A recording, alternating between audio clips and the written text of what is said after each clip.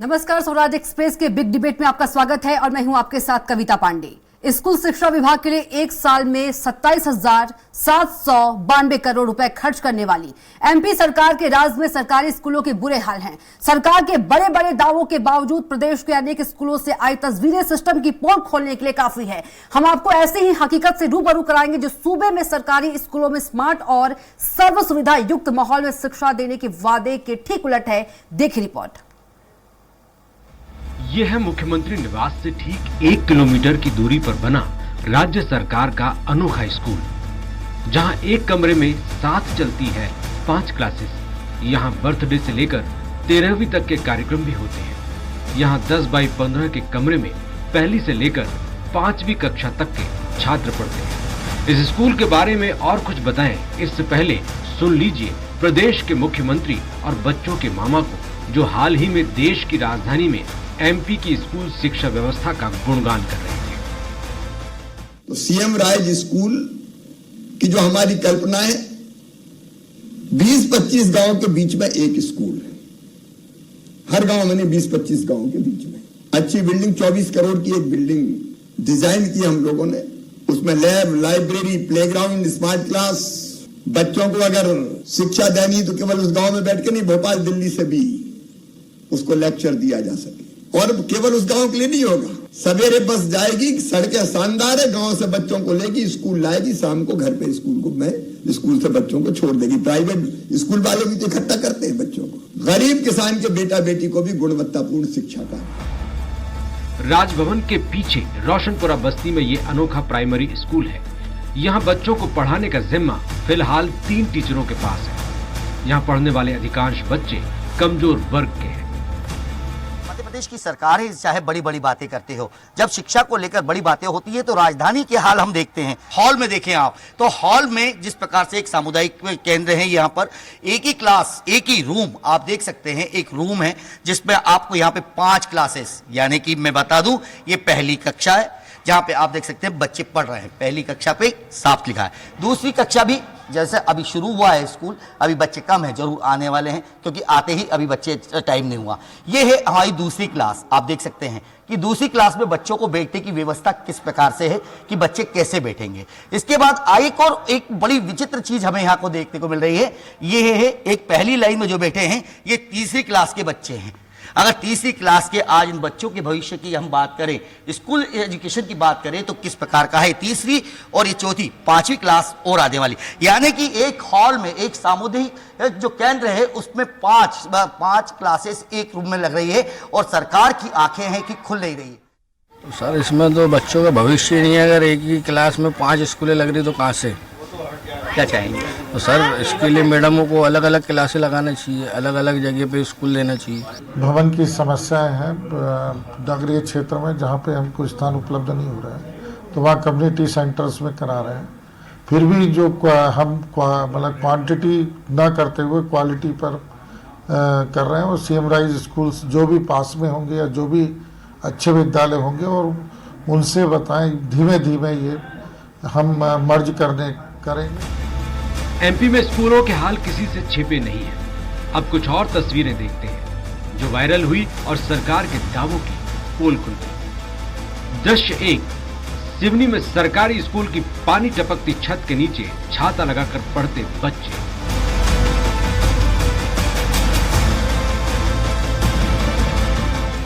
दृश्य 2, हरदा में जान जोखिम में डालकर स्कूल जाती बच्चियां।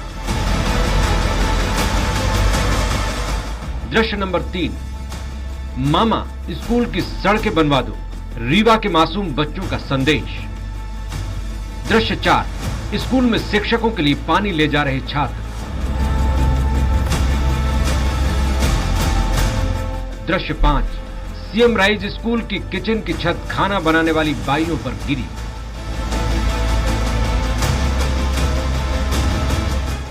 दृश्य 6, छतरपुर शासकीय स्कूल में भरा भूसा, बंधी गाय भैंस, शिक्षकों पर टाइम से स्कूल नहीं पहुंचने का आरोप।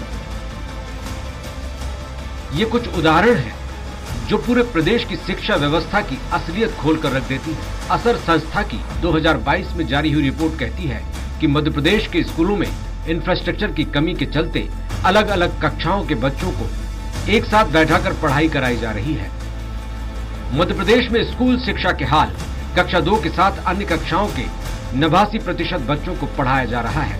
चौथी कक्षा के बच्चों के साथ अन्य कक्षाओं के 85% बच्चों को बैठाया जा रहा है। स्कूलों में इन्हीं अव्यवस्थाओं का नतीजा है।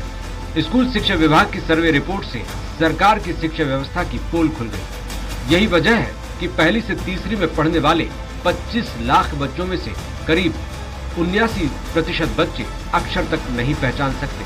75% बच्चों को शब्द नहीं आते। 85% बच्चे वाक्य तक नहीं बना पाते। ये सब तब है जब सरकार एक साल में स्कूल शिक्षा पर 27,000 करोड़ रुपए खर्च कर चुकी है। इस मुद्दे पर गंभीर सोच की बजाय बीजेपी कांग्रेस के पास सिर्फ सियासी बातें हैं। अगर एक कमरे के अंदर एक से अधिक क्लास लगेगी तो क्या पढ़ाई होगी, इसका हम अच्छे से समझ सकते हैं। शिवराज जी को चाहिए कि वो संज्ञान लें, और मुझे मालूम है कि उनके संज्ञान में पहले से होगा, लेकिन अगर ये इरादा कर लिया है सरकार ने कि निजी स्कूलों को फायदा पहुंचाना है, सरकारी स्कूलों की शिक्षा के स्तर को गिराना है, खाना पूर्ति करनी है, तो फिर कुछ नहीं हो सकता है। जो हमको जिस तरीके से 2003 में राज्य मिला उसको लगा करके अभी तक के इस सफर में भारतीय जनता पार्टी की लगातार सरकार ने जो काम किए हर क्षेत्र में और उल्लेखनीय कार्य हुए हैं, तो निश्चित रूप से शिक्षा के क्षेत्र को और बेहतर बनाने का काम माननीय शिवराज जी की सरकार लगातार परिश्रम के माध्यम से कर रही है। अब जान लेते हैं आंकड़े क्या कहते हैं। एमपी में स्कूल एजुकेशन के हाल। प्रदेश में 92,695 स्कूल हैं। इन सरकारी स्कूलों में 94 लाख बच्चे पढ़ते हैं। शिक्षकों की संख्या 3 लाख है। इनमें से 28,000 स्कूलों में बिजली कनेक्शन नहीं है। 4,500 स्कूलों में पीने का पानी उपलब्ध नहीं है। 2304 स्कूलों में टॉयलेट नहीं है। 81,000 स्कूलों में कंप्यूटर लैब फैसिलिटी नहीं है। 76,000 स्कूलों में आज के युग में भी इंटरनेट फैसिलिटी नहीं है। खास बात यह है कि मध्य प्रदेश के करीब 21,000 स्कूल भवन क्षतिग्रस्त हैं। 18,000 स्कूल भवन अधिक क्षतिग्रस्त हैं। करीब 2,000 स्कूलों में विद्यार्थियों के बैठने के लिए कक्ष की व्यवस्था नहीं है। राज्य के गरीब तबके के माता पिता बड़े अरमानों से अपने बच्चों को सरकारी स्कूल पढ़ने के लिए भेजते हैं, ये सोचकर कि वो पढ़ लिख कर उनके सपनों को पूरा करेंगे। पर आज भी मध्य प्रदेश के सरकारी स्कूल अपने खराब बुनियादी ढांचे और शिक्षा के स्तर के लिए जाने जाते हैं। स्कूल परिसर की दरकती दीवारें, अस्त व्यस्त परिसर, जीर्ण शीर्ण कक्षाएं जहां बच्चों के बैठने की पूरी जगह भी न हो, अस्वच्छ शौचालय, बच्चों की क्लासेस लगाने के लिए रूम या जगह की कमी। अब ऐसे में ये उम्मीद कैसे की जा सकती है कि वहां जाने वाला बच्चा मन लगाकर पढ़ाई कर पाएगा। और 5वीं तक तो हर बच्चे का फाउंडेशन तैयार होता है, लेकिन इस उम्र के बच्चे जो होते हैं सबसे ज़्यादा ग्रहण करते हैं, और अगर इस उम्र में उनकी अच्छे से शिक्षा ना हो तो वो आगे तक उनकी जो है नींव कमज़ोर रहेगी। पढ़ेगा इंडिया तभी तो बढ़ेगा इंडिया के नारे के साथ ये दावे करने वाली राज्य सरकार बच्चों की शिक्षा व्यवस्था दुरुस्त करने में नाकाम साबित हुई है। सीएम राइज स्कूल, उत्कृष्ट विद्यालय खोलने वाली सरकार जब बच्चों के लिए बुनियादी शिक्षा व्यवस्थाएं ही नहीं उपलब्ध करा पाई, तो फिर कैसे दावे और कैसी विकास यात्रा। संजय डोंगरदेवे के साथ अतुल पाठक, स्वराज एक्सप्रेस, भोपाल। तो दावे हैं, दावों का क्या, इसी पर ज्यादा चर्चा के लिए मौजूद है हमारे साथ कांग्रेस प्रवक्ता शहरयार खान, बीजेपी पूर्व विधायक सुकृति जैन, वरिष्ठ पत्रकार योगीराज योगेश। आप तीनों का बहुत बहुत स्वागत है। सबसे पहले सुकृति जैन, आपके पास आएंगे। पढ़ेगा इंडिया तभी तो आगे बढ़ेगा इंडिया, कैसे पढ़ेगा इंडिया? जो दावे हैं, जो तस्वीरें हमने दिखाई, खोखले नजर आ रहे हैं।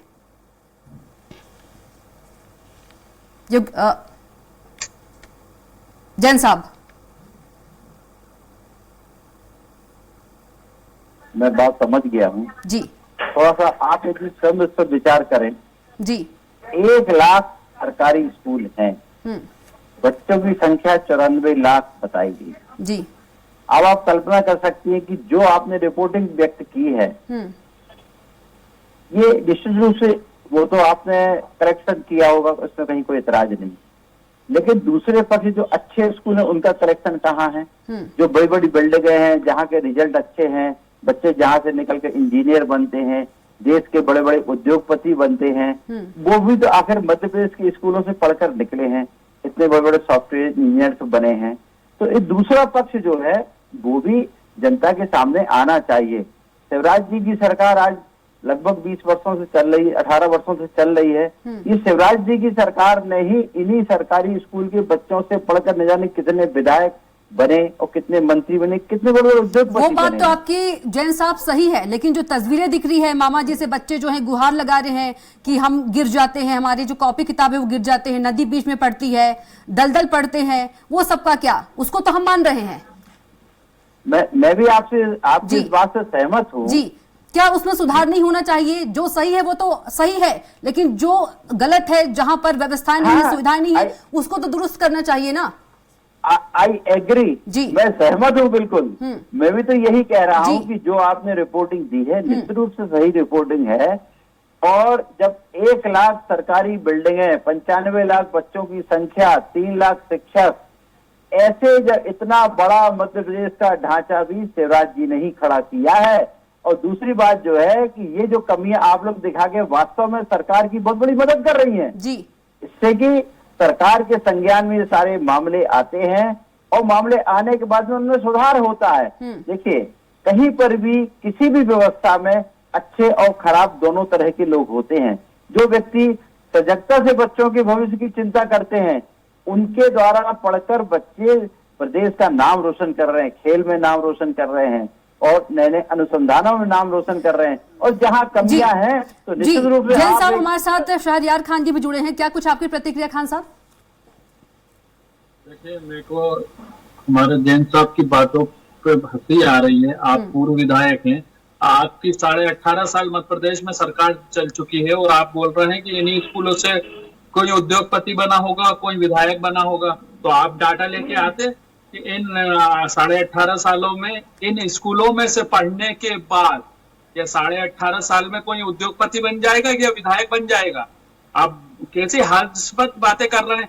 और दूसरी तरफ जो सीएम राइज स्कूल का जो शिवराज जी गुणगान कर रहे हैं, वो स्कूलों का राइज नहीं होना, वो शिवराज सिंह चौहान का वो 24 करोड़ रुपए की लागत से बनने वाले स्कूलों से भाजपा और शिवराज सिंह चौहान का राइज होना है। मध्य प्रदेश की दशा स्कूलों की और शिक्षा नीति की पोल मैं साधुवाद दूंगा स्वराज एक्सप्रेस की टीम को, जिन्होंने इतने अच्छे डाटा के साथ पूरा आईना दिखाया है शिवराज सिंह चौहान को। मां महिम मध्य प्रदेश की दीवार के पीछे जो स्कूल को दिखाया, वो स्कूल में तो दुश्मनों के बच्चों को भी नहीं पढ़ने भेजना चाहिए। और आपको हास्यास्पद नहीं लग रहा, राजधानी के गवर्नर हाउस के पास की स्कूल की ये दशा है, तो मध्य प्रदेश के दूर दराज और ग्रामीण अंचलों की क्या व्यवस्था होगी वो भी दिखाई स्वराज एक्सप्रेस ने। शिवराज सिंह चौहान के जिला जो सीहोर है, वहां की बच्चियां हर बरसात में ये रिपोर्ट आती है कि वो पानी का नाला आधे पैरों से और पेट तक से बच्चे डूबते हुए जाके अपनी शिक्षा के लिए जाने को मजबूर हैं। लेकिन ये गूंगी बेरी सरकार, ये मामा जो फर्जी बने हुए हैं बच्चियों के, उनको अपने जिले की बच्चियों का दर्द अगर 18.5 साल में नहीं दिखाए तो ये बताता है कि ये थोथी और घोषणाएं जो खोखली करते हैं और इनको घोषणावीर मुख्यमंत्री बोला जाता है, तो ये गलत नहीं है, ये ठीक है। खान साहब हमारे साथ आंकड़े वरिष्ठ पत्रकार भी जुड़े हैं, योगी राज योगेश जी। कुछ भी दे दो लेकिन हकीकत बताइए स्वराज एक्सप्रेस की रिपोर्ट ने। जी बिल्कुल योगेश जी, सरकार जो है तमाम दावे करती है पढ़ाई को लेकर, लेकिन जब टीम गई हमारी तो सब खोखले साबित हुए। देखिए, सही बात है, कई जगह स्थितियां बदतर हैं जी, और बहुत काम करने की आवश्यकता भी है। जैसे राजधानी के एक स्कूल का जिक्र इस रिपोर्ट में किया। राजधानी में कई स्कूल ऐसे भी हैं जहां शौचालय तक नहीं है जी, और ये तब है जब इसके लिए बड़े व्यापक तौर पर अभियान चलाया गया जी। और ये इतना आवश्यक है क्योंकि आज जो शिक्षक हैं। योगी राज जी, आपको रोकना चाहूंगे, आपने शौचालय की बात की है, इसकी वजह से ही 10,000 बेटियों ने स्कूल छोड़ दिया, शौचालय टॉयलेट नहीं होने के कारण। जी, मैं वही तो कह रहा हूँ, ये इतनी आवश्यक एमिनिटीज है कि ये हर हाल में होना ही चाहिए जी। और ये क्यों होना चाहिए कि आज जो मध्य प्रदेश में जो शिक्षक हैं उसमें पहले एक समय था जब मेल टीचर से ज्यादा रहा करते थे जी। आज फीमेल्स की संख्या बहुत ज्यादा है। अब शौचालय ही नहीं होंगे तो वो उनकी क्या स्थिति होती होगी उन फीमेल्स की जी।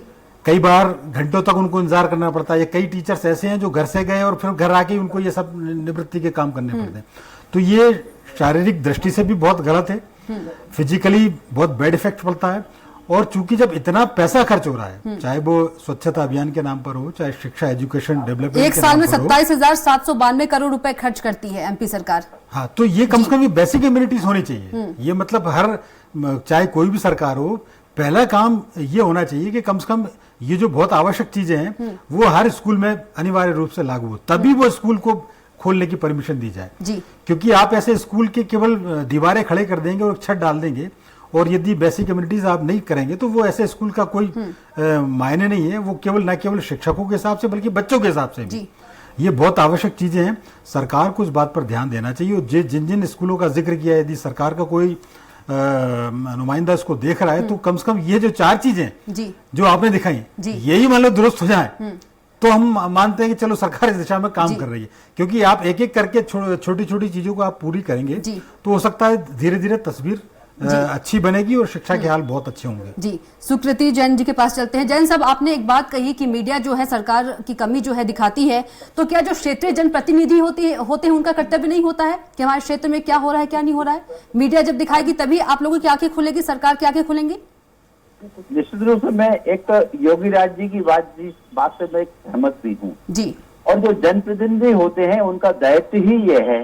तो दायित्व तो कहाँ निभा रहे हैं? अगर दायित्व तो निभाते जनप्रतिनिधि जो, तो आज हम तस्वीरें दिखा रहे हो, तस्वीर नहीं देखने को मिलती। जैन साहब, हाँ, मैं एक निवेदन जो आपसे मैं पहले कर चुका हूँ कि आपका चैनल हो और कोई सा भी चैनल हो, ये जो काम कर रहे हैं सरकार का वो कमजोर पक्ष है जी। जहाँ पर लापरवाह कर्मचारियों के कारण सरकार को थोड़ा सा खराब लापरवाही जी उसको सामने लाते हैं। योगी राज जी भी कह रहे थे हमें एक अच्छे जनप्रतिनिधि, अच्छे नागरिक होने के नाते एक सकारात्मक पहलू लेके चलना चाहिए, सरकार की कमियों को बताना चाहिए। लेकिन सरकार इसके अलावा भी आज की तारीख में जब शिवराज जी ने सरकार संभाली थी तब से लगभग दुगने विद्यालय ग्रामीण क्षेत्र में हर 15 से 20 किलोमीटर की दूरी पर विद्यालय नई बिल्डिंगें बनकर तैयार हुई हैं। वो भी सरकार के द्वारा किया गया काम है, वो भी शिवराज जी के द्वारा किया गया काम है। और निश्चित रूप से मैं आपकी इस बात से सहमत हो सकता हूँ कि जो व्यक्ति काम करता है जी, अपेक्षा भी उसी से होती है। हमने तो उन स्कूलों से पढ़ा है कि जब पेड़ के नीचे, आज से 35 साल पुरानी बात कर रहा हूँ, पेड़ के नीचे रहकर अध्ययन किया था। हमारा बोर्ड पेड़ के शाखा पर लटका रहता था। तब से तो स्थिति कई गुने बेहतर है। शिवराज जी बिल्कुल। तो जैन साहब आप मानते हैं जी, जैन साहब आप मानते हैं जो तस्वीरें आपने देखी, जो हमने रिपोर्ट दिखाई, वाकई में जो एमपी में सरकारी शिक्षा की बात करें कमजोर है? हाँ, मैं इस बात को आप मानते हैं, सहमत है मेरी इस बात से आप जी? जहाँ कमियां हैं वो कमियां उजागर होने के बाद ऐसे लोगों के खिलाफ भी सरकार कार्रवाई करेगी और वो कमियां दूर होंगी। ये एक सकारात्मक काम है ये जी। ठीक है, शहरयार खान जी आप क्या कहना चाहेंगे? देखिए, मेरे को जैन साहब की स्थिति परिस्थिति समझ आ रही है कि वो चाहकर भी शिवराज सरकार के नाकाम प्रशासन को खुल के नहीं बोल पा रहे हैं। नहीं मान रहे हैं वो कि क्योंकि नहीं, वो अधिकारियों पे डाल रहे हैं। प्रशासन कौन चला रहा है? गवर्नेंस कौन कर रहा है? शिवराज सिंह चौहान, उनका शिक्षा मंत्री। अगर शिक्षा मंत्री की कमान ढीली है तो प्रशासनिक अधिकारी तो फिर अंधेर नगरी चौपट राजा की कहावत वो है। और जैन साहब बोल रहे हैं कि इनके टाइम में ये पेड़ के नीचे बोर्ड, तो पेड़ के नीचे से अब हम कहाँ आ गए?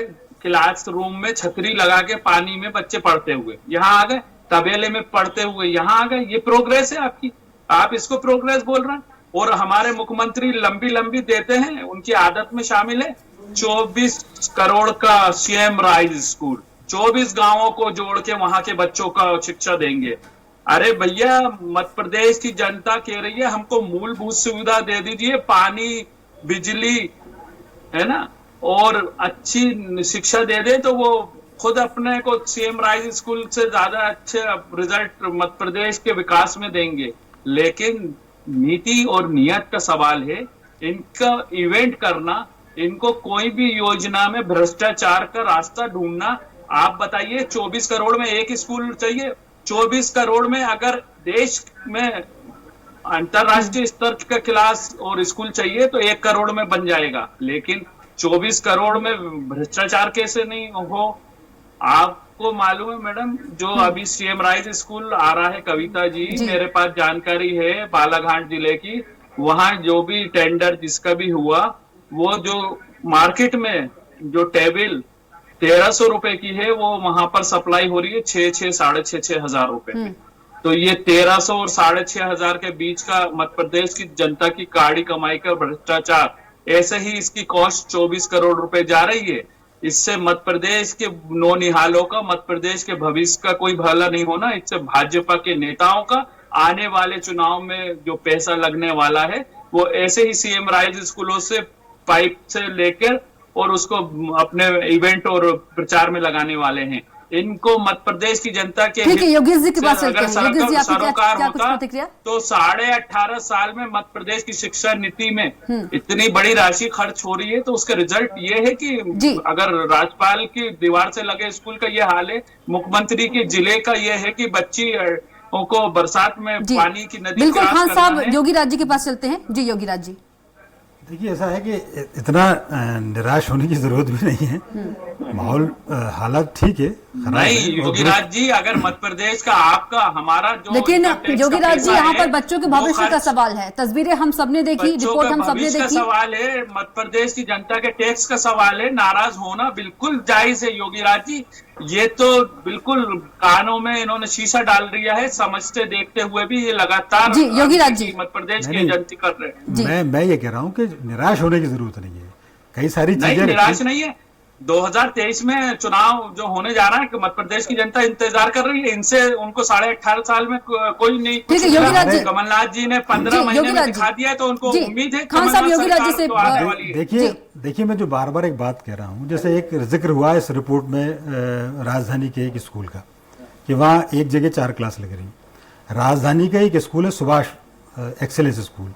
एक समय था जब वहाँ हर कहीं किसी भी नंबर पर एडमिशन हो जाते थे। आज वहाँ एडमिशन के लिए 85-90% की आवश्यकता पड़ती है। तो कहीं ना कहीं बेहतर व्यवस्थाएं हुई हैं। हम केवल ये, चूंकि मैं पहले ही कह चुका हूँ कि ये तस्वीर जो दिखाई गई है ये चिंताजनक है, सरकार को इस बारे में सोचना चाहिए। लेकिन केवल हम उसका एक ही पक्ष देखते रहें और दूसरे में हम 94,000 स्कूल में से, योगी राज जी 94,000 स्कूल में से अगर आप भोपाल के एक सुभाष स्कूल को आइडियल मान रहे हैं, तो इस सरकार की नाकामी का स्तर देखिए, आप परसेंटेज निकालिए क्या है। भाई साहब 94,000 स्कूल में से 1,000 स्कूलों में ऐसी कमियां होंगी, बाकी स्कूल बहुत अच्छी स्थिति में है, अच्छे बच्चे पढ़ने जाते हैं, सबसे दर्ज संख्या वहीं पर। लेकिन योगी राज जी, शहरयार खान जी और सुकृति जैन जी, कहने का मतलब ये है कि जहां पर अच्छी सुविधाएं नहीं, व्यवस्था नहीं है, वहां पर तो व्यवस्था दुरुस्त करना पड़ेगा ना। निश्चित रूप से जहां पर अच्छी है वहां तो अच्छी ही है, बट जहां पर बच्चे गुहार लगा रहे हैं मामा जी से, आप टपकते छत के नीचे बैठे हैं छाता लेकर, नदी है वहां पर, दलदल में फंस रहे हैं, गुहार लगा रहे हैं, और जो राजभवन के पीछे रोशनपुरा बस्ती का जो हमने तस्वीरें दिखाई, तो ऐसी जो जगह है उसको सुधारने की कोशिश करनी चाहिए। हाँ निश्चित रूप से, मैं तो सहमत हूँ ना इस बात से जी। देखिए 94,000 स्कूलों में से यदि हम तो तारीफें कर रहे हैं जहाँ अच्छी व्यवस्था है, सुविधाएं हैं, आवश्यकता है जी, लेकिन जहां सुविधाओं का अभाव है वहां पर तो सुविधाएं दुरुस्त करनी पड़ेगी ना। जैन साहब दुरुस्त करना पड़ेगी, ये सरकार का कर्तव्य है। जैन साहब के पास मजबूरी है, बोलने के लिए बहुत ज्यादा नहीं। जैन साहब जी ने एक्सेप्ट किया है कि सुविधाओं की कमी है। जैन साहब जी, हाँ जैन साहब बिल्कुल, उसके लिए उनका मैं धन्यवाद, उन्होंने एक्सेप्ट किया है, जैन साहब ने एक्सेप्ट किया है कमी को, मैं उसके लिए धन्यवाद करूंगा कि जैन साहब ने कुछ तो कोई मजबूरी नहीं है, क्योंकि उन्होंने एक्सेप्ट किया इस बात को, और इसको और वचन देते सुधार भी करेंगे इसमें, ऐसा नहीं है कि सुधार नहीं करेंगे। अब टाइम नहीं बचा, माफ करिएगा जैन साहब, अब टाइम नहीं बचा, जनता ने 18.5 साल बहुत टाइम दे दिया। अब तो कमलनाथ सरकार आके मध्य प्रदेश में विकास करेगी, और जो छिंदवाड़ा विकास मॉडल मध्य प्रदेश में आपको देखना है तो चलिए मेरे साथ छिंदवाड़ा, आपको लगेगा कि ये मध्य प्रदेश का ही एक ट्राइबल डिस्ट्रिक्ट। लास्ट कमेंट योगी राज जी से ले लेते हैं। योगी राज जी, लास्ट कमेंट। देखिए बड़ी विचित्र स्थिति है अपने यहाँ सरकारी, मैं फिर वो ही कहूँगा, हम बहुत आसानी से कोस लेते हैं सरकारी व्यवस्था को। प्राइमरी में हम सरकारी व्यवस्था कोसते हैं, जब वो 12th करके MBBS में एडमिशन लेता है तो सबको सरकारी कॉलेज याद आते हैं, सबको सरकारी कॉलेज में एडमिशन चाहिए, फिर करो ना प्राइवेट कॉलेज में एडमिशन आप। तो हम केवल, मैं जो बार बार कह रहा हूं कि ये जो दृश्य आपने दिखाए, डेफिनेटली ये चिंता की बात है। सरकार को यदि कलीस पे दुरुस्त कर दे तो ये सरकार का मैं बहुत बड़ा मैं तो ऐसा नहीं मानूंगा। जी। यदि एक एक करके आप ऐसे स्कूल सुधारेंगे। इस बात से सहमत नहीं हूँ योगीराज जी, माफ करिएगा मैं इंटरवीन करूंगा जी।